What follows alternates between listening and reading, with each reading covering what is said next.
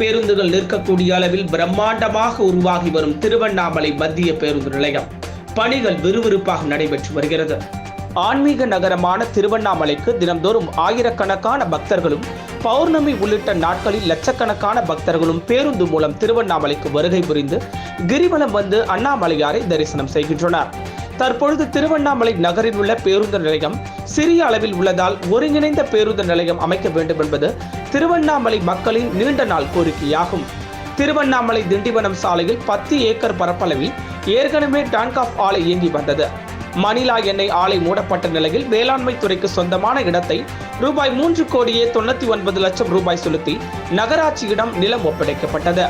அந்த இடத்தில் புதிதாக பேருந்து நிலையம் அமைக்க மாவட்ட நிர்வாகம் முடிவு செய்து ரூபாய் 30,15,00,000 தமிழக அரசு நிதி ஒதுக்கீடு செய்து அதற்கான பூமி பூஜை கடந்த 2023ஆம் ஆண்டு ஏப்ரல் மாதம் தொடங்கி தற்போது வரை விறுவிறுப்பாக பணிகள் நடைபெற்று வருகிறது.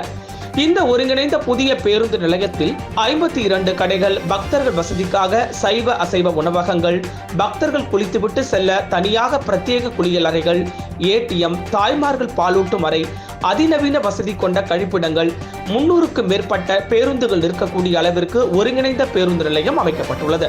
2 மற்றும் 4 சக்கர வாகனங்கள் நிறுத்தும் வகையில் பார்க்கிங் வசதிகளும் ஏற்பாடு செய்யப்பட்டுள்ளது. தற்போது விறுவிறுப்பாக பணிகள் நடைபெற்று வரும் இந்த பேருந்து நிலையம் வருகிற கார்த்திகை தீபத்திற்குள் பணிகள் நிறைவு செய்து பொதுமக்கள் பயன்பாட்டிற்கு வரும் என எதிர்பார்க்கப்படுகிறது.